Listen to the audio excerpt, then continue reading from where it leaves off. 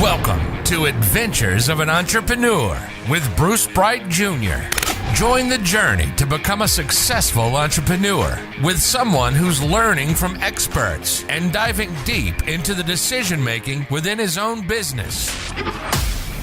Welcome to Adventures of an Entrepreneur. Today I'm talking with Angel Ribo. He is a CEO consultant. He goes by the CEO Confidant. He coaches CEOs all over the world, has a global brand, also has a deep mission and passion for helping underprivileged kids in Latin America. And we talk in depth about his nonprofit down there and what he does for them. A great guy. I love talking to him, learned a lot. Let's dive into it. Angel Ribo. Welcome to the show, Angel. How are you doing today?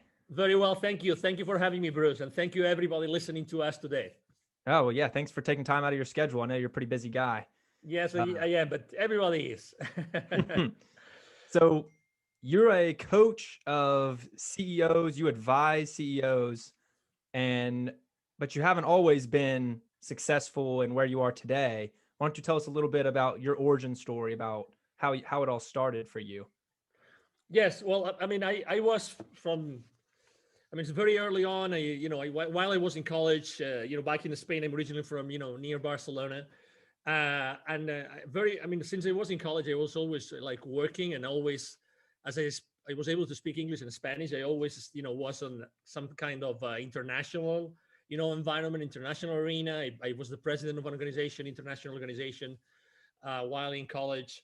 And, I started my international career literally when I finished college, because I started to work actually for the president of the university I studied on. And I started working at his office as an international programs coordinator, something like that. That was the title. And then, I moved to the UK to work for my first, American company ever. And that started starting going from, the UK into Latin America and then to the US. But since the 90s, I always worked for, large American corporations, mainly high tech, up until 2016. And then, I decided to become my own boss. And, as anybody else, you have your ups and downs, and you have, better companies, or maybe the same company and maybe a better boss, or and better leaders that are helping you, make progress throughout your life. And it's always a matter of being open. I felt always like, going from one country to another, conducting business in, I think when I counted the countries, I think it was like 30 something countries I had conducted business. Wow. I always felt myself like, I was a citizen of the world, so it was normal for me to reach out to people, even if I didn't speak their language, or even if I didn't really was acquainted with their culture initially. But at the end of the day, I think that there are these commonalities that allow us as human beings to connect with others, regardless of where you are. It can be as challenging, for instance, right now I'm, originally from Europe and I live in Texas, but you are, you right now live in Alabama. So it can be as challenging for a Texan to get along well with someone in Alabama. But I know you're not originally from Alabama. So, you probably also had your challenges when you were younger, moving from one state to another. So what I'm trying to say is that most of our challenges come from uncertainty and maybe not knowing, and maybe being fearful of what can happen in the future. I would say that I was kind of very courageous and a little bit daring when I was a kid, and that probably helped me all the way. Yeah, definitely. I mean, that's a common feature with entrepreneurs. You got to be able to take some risk, and shows it paid off for you for sure. Absolutely. Yeah. Risk. Yeah. I think risk is relative. Risk is not bad. Risk is not bad. If we were just enjoying taking risks, the problem is that probably when we were kids, obviously our parents love us, so much that they want us to get into trouble, and they want us to survive, right? Yeah. And they try to do the best they can with us, right?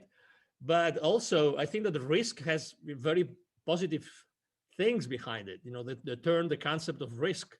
You yourself, I mean, you told me before the conversation that you were a a basketball player, you still play basketball. For instance, we have had in Spain, very good basketball players in the NBA, as you probably know. Yeah. And many of them, those guys really took a lot of risks because Europe was not known in the basketball arena before, but they took a lot of risks. And eventually they became really successful here, and then they went back to Spain, and they made the Spanish national team win many world champions and European champions. Again, I think risk is fun. Risk is fun. We should probably like live more in the present moment, as opposed to thinking, oh, what might happen in the future if we did that. Just trust the process. Trust the process. It makes it more exciting too. If there's no exactly. risk, it wouldn't be worth it. Yeah, but you have to live it. People live obviously, not everybody takes risk positively, and and there's fear. And as you know, I mean, you interview a lot of entrepreneurs. There's a lot of entrepreneurs right now that they are in fear because of the uncertainty, because of the confusion, because of the frustration, right? Mm-hmm. I post on LinkedIn every single day, and I've been posting, for the last probably 12 months, I've been posting a lot about building bridges, like try to reunite, try to get together. I know there's a lot of reasons why we could be separated, that we could be like we're either on one side of the political aisle or another, or a religious or aisle or another. Yeah. That's the easy thing. In reality, I think that we are all genuinely good, and we are here to do good. I like that. Yeah, there's a lot of division right now, especially if you're watching the news or social media. It just amplifies it. It seems like it's everywhere. But we as broadcasters, I think that it's one of our roles is to be the leaders, to decide what we want to share with the world. Do we want to share unity, or do we want to share, this separation, this polarization? And it's up to us. It's not that we, I don't think we have to take sides in a way in which we have to separate from each other. I think that the beauty of this world is that we can help each other. And, I'm sure that when you started your podcast, you really wanted to make a difference in this world. That's why you did it. You had many choices, right? You could do many things with your time and with your life. And you decided to be the amplifier, right? You decided to be the conduit of, the experience of other people, so that you can help your audience. Yeah. You had choices, and you took this route. So I think that we are in a position of responsibility. This interview is going to be watched and listened to in many platforms, right? Yep. And some people will resonate with the message. And I think that, it's our role to help as much as we can to make this world a better place. I love that. I think you're perfect. I think you're right. Let's talk about your business, a little bit about what you do. Can you explain? Yes. What you do and how you started it? Yes. So I started it in 2016. I started my own consulting firm. So basically, as you very well said, my brand is the CEO Confidant. And the reason why it's called like this, it's because when I started my own business, actually, I didn't call myself the CEO Confidant right away. I just started to, analyze and think about what I had done in my life. How many companies I had helped, what kind of people had interactions inside those companies, where those companies were. And I realized that I had done a lot of work with a lot of corporations, mainly talking to the high level executives in those corporations. And that's why what I do today, as the CEO Confidant, what we do, because we are a team, what we do is we help both corporate CEOs and established entrepreneurs to bridge the gap globally for expansion and exposure. We strongly believe that going global, going international is a great way to accelerate the growth of your business. That's what I think, and that's what we do. I mean, it makes sense. The broader your audience, the more money you can make. Yeah, obviously you have to make you have to do your homework, right? But sometimes there's two things. There's two blind spots I think I would like to share with you and with your audience. Number one, sure. What you just said is so true. But sometimes we think that just being on the internet, and maybe we think that just being in the internet, everybody in the world is going to see us. And that's not true. Culturally speaking, it's not the same. Even if you're trying to speak to to a British, or you're trying to speak to an Australian, it's the same language, or a South African, it's the same language, but there's certain things that you should know, you should be aware of before you talk to them. That's something I strongly believe. And second, it's true that the broader your audience, but also you have to customize, you have to localize your offer. Whatever it is that you offer, you have to make it, you have to adapt it to the new, let's say, requirements, needs, or even constraints of the users, or of the potential clients in the area where you want to expand. So it has to be done wisely. So you have to know exactly how to do it and what are your priorities. But yes, I think that we have been shown, regardless of the pain and the fear that a lot of people are going through right now, they have been going through for the last year.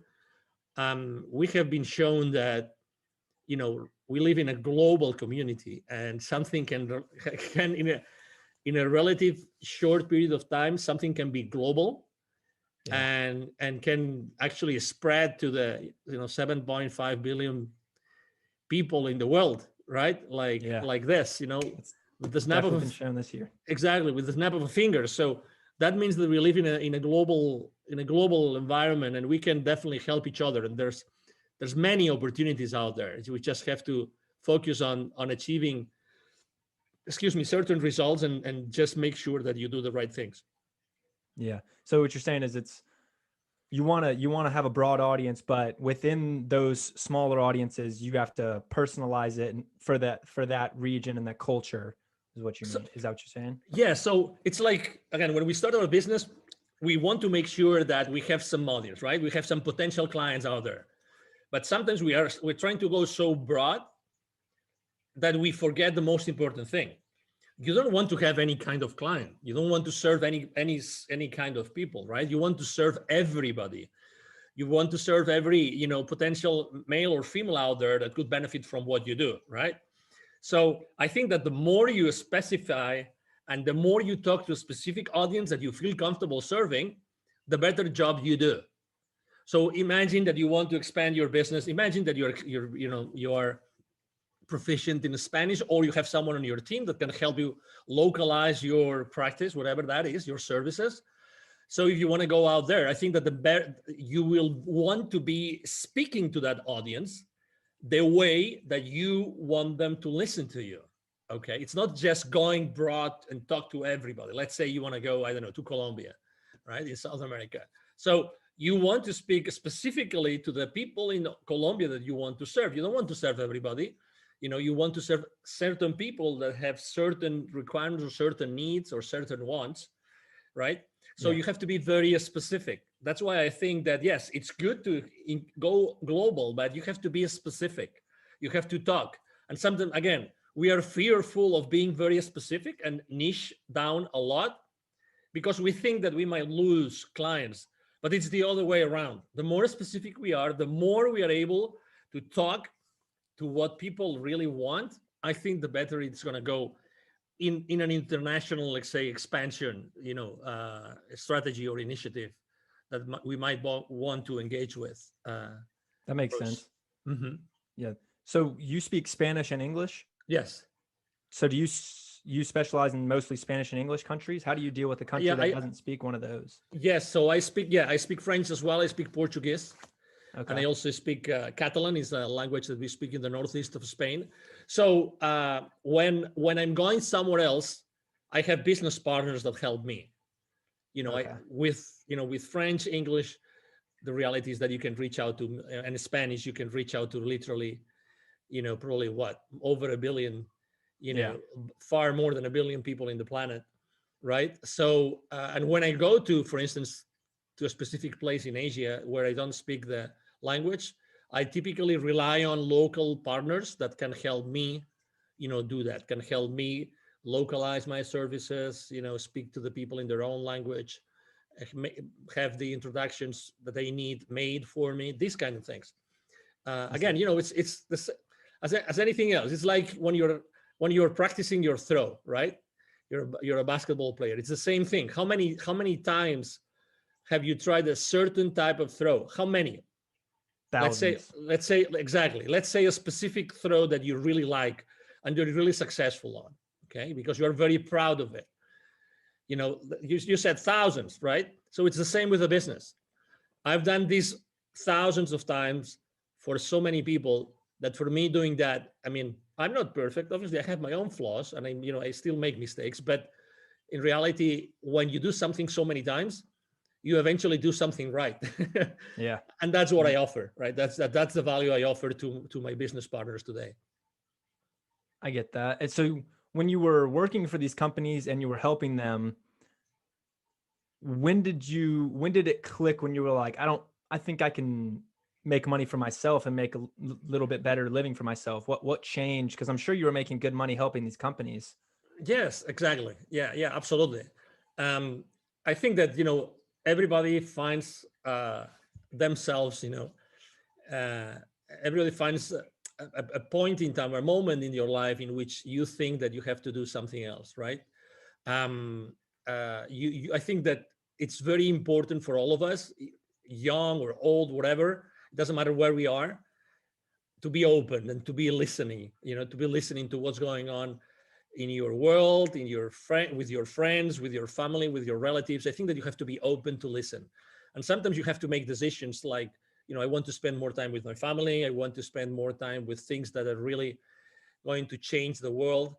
And I was exposed for so long. I was working in Latin America and I was seeing so much poverty all over the place that at some point I said, I have to do something in my life, which is going to be, you know, basically giving back to all those communities that I was doing business in. And I think that I have to be the connection between all those executives I helped in that continent in Latin America and all the people that I saw that were suffering, were in poverty and were in pain. And I think that was the trigger, the need to give back, the need to go back to the world, in this case Latin America. And as you know, you've seen on my resume or on my bio that I created, or we created together with two other executives, we created Wisdom for Kids, the foundation that we help underprivileged kids in Latin America become entrepreneurs using their local resources. So I had helped so many entrepreneurs, and I had also helped so many companies that we decided, all three, we're three co-founders, we decided to start Wisdom for Kids and to start giving back. I would say that was one of the reasons. So you just found a deeper purpose. You said, I have to do something Yes, that gives me more freedom, allow me to give back. Yes, exactly. And again, it doesn't mean that I didn't take risks. Obviously, we all take risks, probably more risks all the time. Exactly. But it's okay. It's like sometimes we are too constrained ourselves by the fact that we want to fit in. We are looking for social approval, right? And we have to measure our words to the point. I mean, we are too resistant to what's going on around us. We are always analyzing, why did he or she say that? What's the reason behind it? I mean, is it possible that someone doesn't really have an agenda and that person is just who they are and they just say whatever they feel? And, I think that things are already too complicated to overcomplicate them more and overthink stuff. I think, honestly, regardless of where everybody is right now, I think that we all have a good heart. We all want to help each other. And and even if we burned some bridges last year, because it was a tough year for everybody, we always can rebuild those bridges, and we always can do a better job as a community. And I really think that, again, as I said before, your role as a broadcaster right now, it's really, really important. You're really here to do extremely important things. And obviously we all start from small, right? But still, I mean, you're exposing yourself, and you could have looked for a super fancy studio and everything. I mean, I see that. I mean, I see where you are. I picture myself where you are right now, and I feel so much identified with yourself, that again, you're being yourself. You're fearless, and as you are exposing yourself, and that's sometimes it can be weird, and you can you can be uncomfortable with what you're doing, and but it takes. I remember the first time I shot a video with myself of myself, the first time ever on Facebook that they went live. I mean, I was under so much pressure. I mean, I wasn't interviewing anybody. It was just myself talking about myself and about my life. And I was under so much pressure that as soon as I hit, stop broadcasting, stop on Facebook, I remember crying like a baby just because the pressure was so high. It was so, and I had been in front of literally over 1,000 people on a board, on a ballroom. I had, and I have spoken publicly for many, many, many years. But still, we are human beings, and we have to acknowledge our limiting beliefs and our fears. That's who we are. Yeah, I kind of pieced this together. I'm in my closet right now. I kind of turned it into a studio. Cool. I built a desk in here. That's what my computer's on. My sister painted this banner. So I'm just kind of. How old is your sister? Huh? How old is your sister? She's 19, about to turn 20. Yeah. Awesome. So she's in college too, but yeah, I asked her to paint me something and she knocked it out. You see how simple it is? I mean, you're a great example, Bruce. You're a great, great, great example of what we should all be doing. And my favorite mantra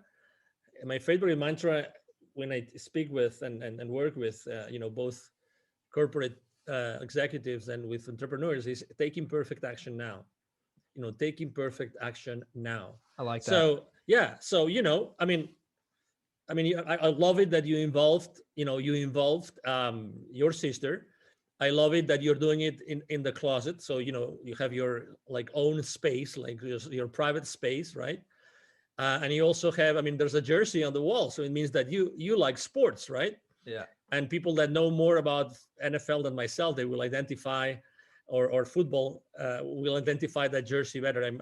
I'm coming more from a soccer kind of life, being originally from near Barcelona. But yeah, again, what does it take to start your own broadcasting station, right? So not much, just wanting to do it. Yeah, not a ton. It's just more time, really, more effort than anything. Exactly. Want to do it. Exactly. So it's you're a great example. So I really congratulate you, Bruce, for what you're doing. Well, thank you. I like what you were saying about everyone is generally good, because that's a positive outlook. I think it shows something about your mindset. I like talking about entrepreneurs' mindsets and kind of how they think. And most of the entrepreneurs I've met all have very positive mindsets. They're always seeing opportunities in things. And the fact that you said most people are generally good, it's kind of a glass half full perspective, which I think is really cool. Have you always been a positive kind of guy? I think looking for opportunities? Yeah, I think that everybody is genuinely good. Everybody, honestly.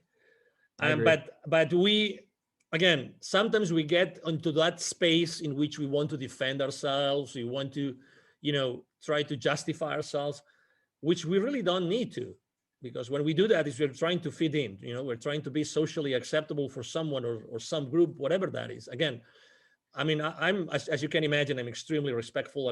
The only way you can do business in so many countries is if you are extremely respectful and you honor the cultures and the people that you meet all the way, right? For so many years. And obviously, if you walk your talk, right? If you walk your talk, that's the only way you can do it. I would say that, yes, my father is one of the most positive, optimistic, people I've ever met in my life. And I think that he's made a huge impact in my life. I remember going to he always was an executive in large corporations. And I remember going to his companies over the weekends since I was a kid. And I remember playing with other shareholders of those companies. I remember playing with the forklifts on those manufacturing plants and these kind of things. When you're a kid, you play with anything, right? So I was always with him and learning and going around, walking around those manufacturing plants. And I was extremely happy. I was just with my dad, and I wanted to learn and I wanted to get to know more things, so it's from that place. It doesn't mean that I have had a lot of challenges in my life. It's just the way that you face those challenges. It's the way that you get to play with the cards that you're being dealt or Yeah. being given. If you're and again, I always felt like, for me, learning languages very early on in my life, foreign languages, was like the perfect thing to have as a place of safety for me to go all over the place. So obviously, I meet a lot of people that I have met a lot of people that speak other languages that I don't, but still, there's always some common language that you speak. Or for instance, I am a member of the African Chamber of Commerce here in the Dallas Fort Worth area. So I meet with African government delegations very often. Some of them speak English, some others they don't. But there's always a common denominator. There's something that we can do, and we can always draw, and we can always use our hands and our eyes and our expressions, and there's so many things that we can do. Again, I think that the world itself is full of opportunities all the time. Yeah. Not necessarily everyone starts on the same level, but there's definitely, everyone has opportunities. You just got to make the most of whatever you've got. And also, for someone, as you said, starting like you, you see different opportunities, and that's good. That's perfect. You probably see opportunities I don't see, which is good. And probably also I am biased, because I've lived a few more years than you, and probably you see more opportunities than me because I am biased. And that's the beauty of being young and seeing the world full of opportunities. That as you are not as biased as I am, just because of my age, right? Yeah. Of my experience, you probably are going to take fights, like good fights that wouldn't take. That's the beauty, and one of those fights is probably podcasting, and that's awesome. And you will be exposed to great knowledge, to great people. You are yourself opening to opportunities. And even myself, I could, when my team was supporting me and interacting with you when we were trying to set this interview up, again, my team could have said, no. This guy doesn't have an audience, he just started. And you know what my favorite answer is? When sometimes they tell me this, I tell them, so what? So what? So what? So what if, Bruce's podcast episode with me, there's someone listening to that episode and they learn something, and I humbly teaching something to someone, so what? Who knows who's going to listen to this episode today, Bruce? Again, so I think that the so what attitude is also a way to see the world full of opportunities. And we're going back to the same place, so what? So what? A lot of people say a lot of things, but so what? Start using that. Start using the so what, so what? Yeah, I like that. Yeah, it's really eye-opening. So what? Okay, so tell me what you mean by saying that. So what? So he has a very short audience or a small audience. So what? Yeah. What if he has 1 million followers in a couple of years? And he still has this episode up, or so what? Yeah. Again, I like to spend time with people that really trust in themselves. Awesome. Well, I appreciate it. No, of course. Let's go back to Wisdom for Kids. Why don't you talk a little bit about what y'all do? Because you said you helped a ton of Latin American kids so far. What exactly do y'all do? Yeah, so basically, there's, just to put a little bit of context here, in Latin America, in 2012, there were about 170 million kids in Latin America, okay? Of these 170 million kids, 81 million kids were living in poverty, all right? Wow. So picture this, 81 million kids living in poverty. Of these 81 million, 22 do not have access to drinking water. Okay, they do not have access to drinking water. So they have to really figure out how to do it, how they're going to drink water and find water and get themselves,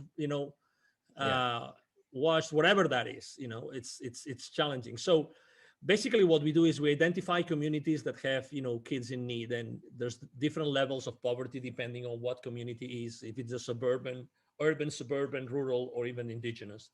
And then we go to those communities, we talk to the community leaders, and then we ask them, we would like to do that. The first question they always ask us is, how much is it going to cost us? All the time. How much is that going to cost us? And we always say the same thing, nothing. And then they say, why? Wow, that's awesome. Why would you do that for our kids? And I say, well, because it's our mission, right? And we don't have any hidden agenda. That's what we do. Actually, we are extremely cautious about all the information that we gather from the kids. We really don't have a registry. We don't keep any information. We just make sure that we are connected to these community leaders. And then we go to those communities. We ask those leaders to bring all those kids together, and then we basically deliver them workshops. We have those workshops in which we basically work a lot with those kids so that they realize, we inspire them to realize that they really can do anything with their lives, and they can really do great things in the world.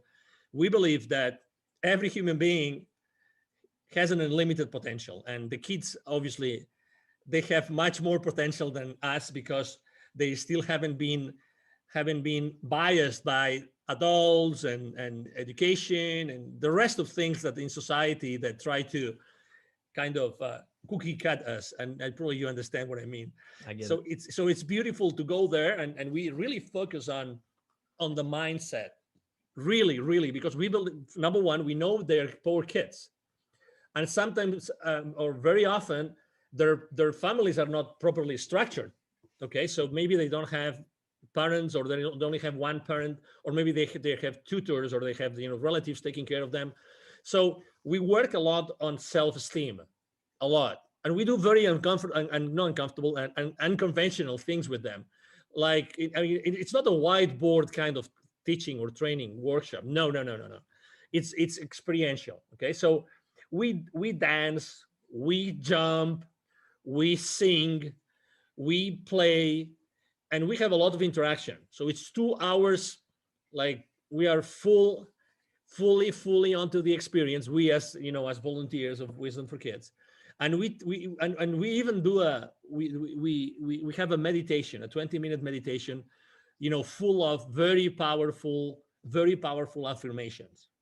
Right. So the outcome of those workshops is typically that those kids say, wow, they didn't know that was possible. They didn't know that they really deserved everything that they do. Because again, we do a lot of work on their mind because when you really are able to connect yourself as the volunteers of Wisdom for Kids with those kids at we call it at a certain energy level, because the kids jump and they want to have fun. If you've ever babysat someone, or you've been in a classroom with young kids of an elementary school, for instance, that they really want to have fun. The kids want to have fun. If you give them an excuse to have fun, the first 5 minutes of the workshop is dancing a song. And it's one of those very, like, I would say, dance electronic song, very like, super, jacked up kind of song. The kids love it. I mean, they don't know me of anything. I love to start the workshops myself. They don't know me of anything, but as soon as I start jumping and doing silly stuff before them, in the front of whatever the auditorium is, or the class is, or the room is, they start jumping with me. They just want to have fun. Yeah. And that's this childlike attitude that very often I talk to entrepreneurs and to executives, which is this curiosity. And it's wonderful to be able to work with kids, because they have this intact curiosity to embrace what you're telling them. And we ask them, what do you want to be when you grow up? What would you like to do?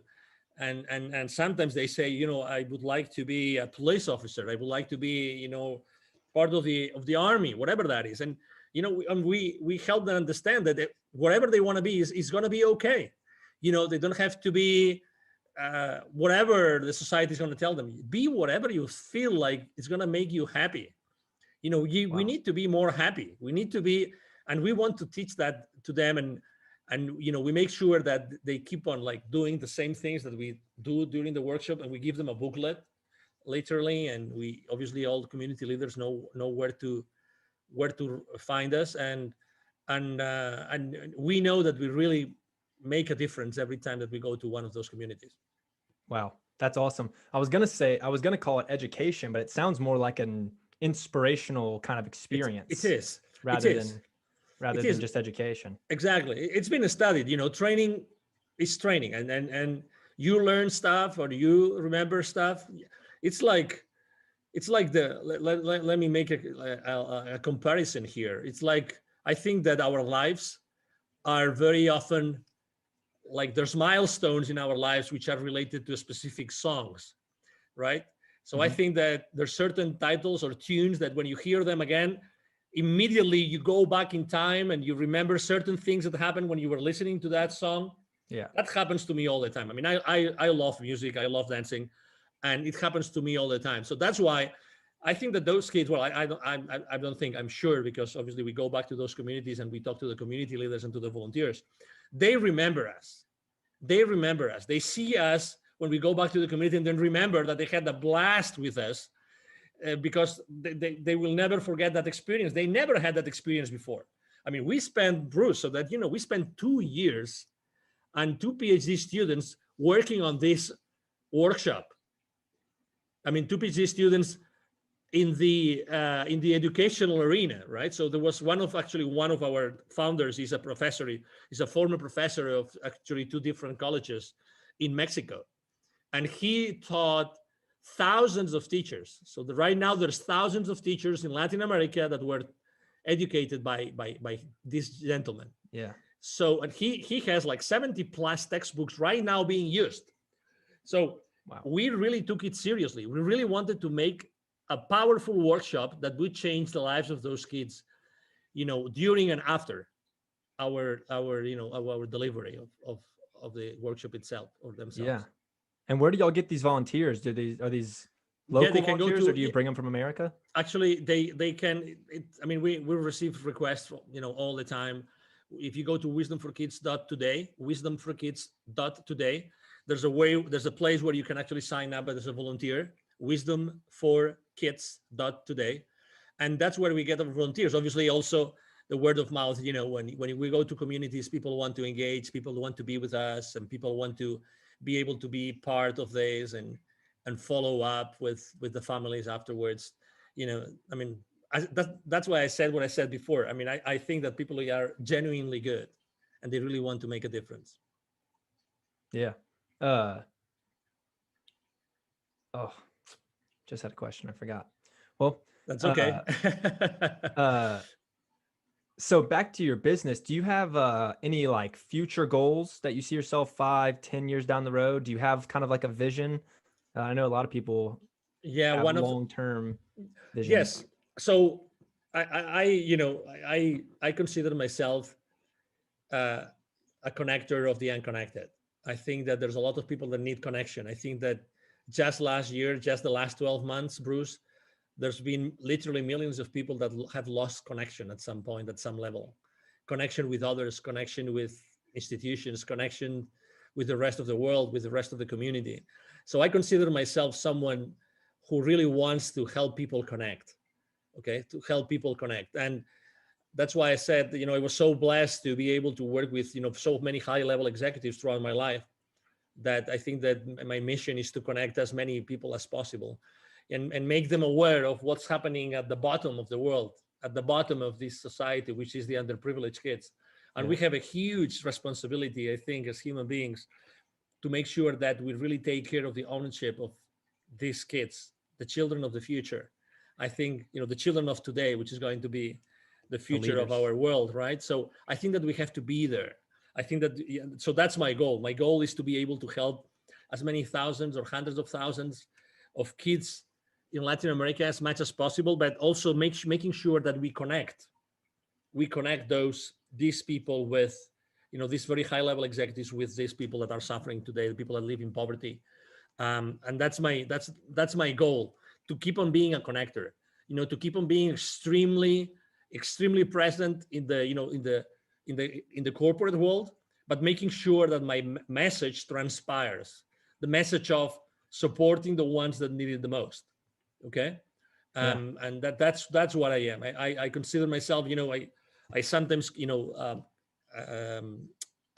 interview, C-level executives, and I'm extremely picky about the interviews I conduct. But when I do that, I make sure that there's always a message. There's always this individual that has this amazing personal story that eventually kids can relate to. I remember, I mean, when I started Wisdom for Kids, actually, I started recording messages from CEOs and from C-level executives, so that I could use those messages to inspire the kids. So actually, I bring those messages from CEOs in America to Latin America to show those kids that they can become entrepreneurs when they grow up. That's awesome. That kind of ties back to your global brand, because the more reach you have as a brand and as a person, the quicker you can accomplish this mission or help more kids. Absolutely, I agree. Yeah, I totally agree. I mean, I couldn't agree more. It's like, again, my exposure, my impact, my influence is just it's just a conduit for being able to help the most underprivileged be inspired by the most enlightened, or the most empowered, or the ones that really have powerful messages, or the ones that have accomplished so much in the world today. That's why, again, my presence in the corporate world is so strong, because I want to nurture all those relationships so that we can all together reach out to the most underprivileged, but together. Yeah, I love that. I like talking to people with a deeper purpose, and that you clearly have a really admirable one. Thank you. I also ask this. I usually ask all the people I interview this because it's interesting to me. Do you have a morning or night routine that you kind of stick to? Because I've found that most entrepreneurs they're like really rigid in their morning routine. They wake up and they do the same thing, kind of.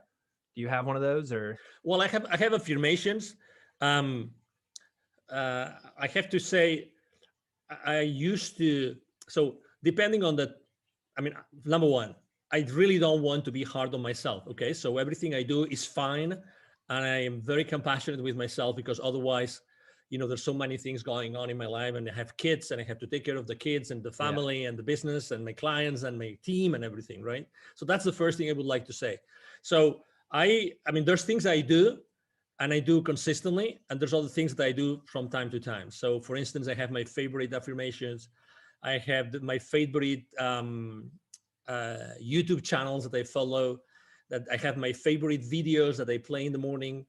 I have my favorite things I journal on, and that's what I feed my my brain, and what I feed my being. Yeah. I meditate every single morning, and I have a meditation group that I meditate every single morning.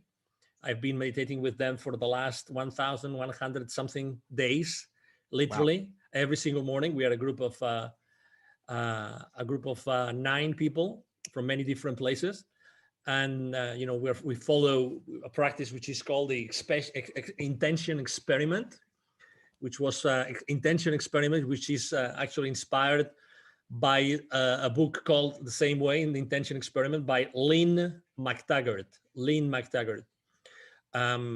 Which every week we intend for something different, and it's actually one of the anchors of my day.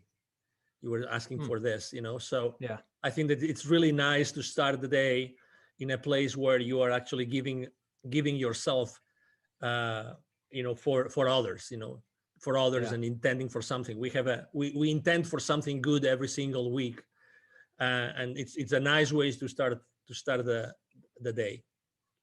Awesome. Yeah, I asked that because I usually try to pick up a few and try them. So I've been taking cold showers every day, and that's terrible, but I've been doing it for like a week now. I wake up at 6 a.m. every day now for like the past month or month and a half. I don't journal. Journaling is the one I just can't get myself to do. I don't know how to do it. I'm not good at it. But meditation is something I've tried. It's hard. Yeah, I do the shower. It's funny that you mention it. is one of those things that I have so much already incorporated into my life that I didn't give it the importance that it deserves. But I've been taking cold showers. Even when I go to Canada in the winter, I take cold showers wherever I am for the last 5 years. Wow. So I mean, when you take a cold shower and it hurts. Yeah. It literally hurts. So yes, I think probably that's keeping me so enthusiastic and passionate and young and and energetic and everything. So yeah, I mean, just I think if you're not still getting into journaling, that's fine. It's okay. Just keep your journal next to maybe your side table, in your bedroom. That's it. And one day you will start using it, and until it becomes a habit. But again, don't be so hard on yourself. You have to be happy, because the thing about getting hard on yourself, until you don't really like do it every single day, you typically become like very hard. You and then you are remorseful. Oh, today I didn't do that. Oh, today I didn't do that. Today I didn't do that. So I tend to be so flexible all the time, because I've learned to be flexible everywhere I go. I have to be flexible. I have to adapt to people. So other things that work for me, yes, let's do it. If things maybe I'm not used to, it's okay. Yeah. I'm going to try the journaling thing. It's difficult. But I like the cold showers so far. It's energizing, and it's just kind of like a mental test almost, just like putting yourself through something that's not fun just because you can control it. Yeah. That's why I like it. It's true. And you have a choice in the morning. Every morning you have a choice, right? It's either cold water or warm water or so, right? So I like it. I like cold showers already. All right. So before I wrap it up, I usually end it with this question. What kind of advice would you give someone who's on the fence about starting a business? They've always maybe thought about starting a business, but they never have. Maybe they're at a job they don't like, or maybe they're young like me and just don't know what to do with themselves. They're thinking about starting a company. What would you say to them? Start with a very simple thing that you really like and try it out. That's what I would say. I mean, how many, I don't know, just to ask you, when did you start your podcast, Bruce? My podcast, December of last year. Okay. So how many people have you interviewed already? 10 maybe. Okay, 10. Good. Well, so those are 10 potential friends, 10 potential business partners, 10 potential clients, 10 potential, you name it, and that's it. Again, just pick something that you like and do it. I mean, that's why I always say, take imperfect action now. It's much easier than what you think. Reach out to people and see what they say about what you have to offer. That's it. Obviously it takes something, right? It takes courage to do certain things, but just do one thing. Just try one thing that you really like, expose yourself, start proof testing it, and just take it from there. It's much more simple than what you think. And also listen to what's happening around you. Sometimes people ask me, what were the opportunities that were presented to you in 2020? Well, one of the opportunities is that there was so much, fear and so many people being unemployed, and there's so many things happening, and these emotions and these feelings and you said it very well. You see it on TV. I mean, I had never seen so many people yelling at you from TV. I mean, literally yelling. I mean, have you seen that? I have seen that. Oh, yeah. I mean, on the news, yelling at you. It's like, so, just be gentle with yourself. Try something, try one thing, try doing it, in your environment around you, in your community. Try if it works. You know what people need because you see it every day, because you listen to this and you hear it every single day. And that's it. Try it. Try it. I was the other day delivering here in the Dallas-Fort Worth area for one of the business accelerators. I was delivering a webinar on pivoting, on reinventing yourself, right? Yeah. So, hey, it doesn't take anything to reinvent yourself. Just try it out. Just try it, proof test it, look for people around you, your friends, your business partners, your acquaintances. Ask for references, ask for people that you would like to talk to, and eventually you will be delivering so much value that you will be able to charge for it. Yeah. I So don't be hard on yourself. Start somewhere and start giving away value. Talking to potential clients. It's much simpler than what it looks like. Really, it's much more simple. I know there's fear. I know that you have to pay your bills. I know that you have probably your mortgage. I mean, I get it. I was there too. I mean, I understand it. I know that you have probably your college, loans, all those things. I mean, I know that, but still, what does it take to you to choose between, social media browsing or reaching out to a potential client? One game on TV, as much as I like sports, or talking to someone that can become your business partner. Yeah. Again, it's your choice. It's your choice. It's your choice. I mean, as Tony Robbins says very well, your wealth is proportional to the amount of people that you serve. So start serving people. Start to serve people around you, and you will find the solution. You will find the answer that you're looking for. That's great. And you can always tweak it as you go, make it better. Absolutely. You can. The imperfect version you're going to put out isn't going to be great, but you might get the ball rolling. Yes, exactly. Yeah, great. Is there anything I haven't brought up that you want to talk about that you're excited about? Oh, no. Maybe just to give your audience my contact details in case they wanted to reach out to me. Again, my name is Angel Ribo. Ribo spelled as in R-I-B as in boy, O. And my brand is the CEO Confidant. You can see me. You can find me very easily online. I'm everywhere you can think of. The CEO Confidant, Angel Ribo. You can go to LinkedIn. I'm very active there. I post every single day. I post both business-related content and personal. I believe strongly in building bridges and helping people. I have supported so many people launching their initiatives, their podcasts, launching their books. So many things. And if you want to reach out to me directly, just send me an email to angel@angelribo.com. Angel@angelribo.com. Again, Ribo spelled like R-I-B as in boy, O. And thank you so much for the opportunity, Bruce. No, yeah. Thank you for coming on. Perfect. We'll put all that in the show notes also, so they can get it there. Beautiful. Thank you. I appreciate you, Bruce. And thank you, everybody listening to us today. Yeah. I'll talk to you soon. Talk to you soon. Bye-bye. Yeah. Thank you guys for listening to this episode. Please rate and review the podcast if you are enjoying what I'm talking about. I'm trying to grow the podcast and get it up in the rankings. I'm having a great time doing it. I hope you guys are enjoying it. I've got some big interviews planned for the future. So stay tuned and talk to y'all later. See ya.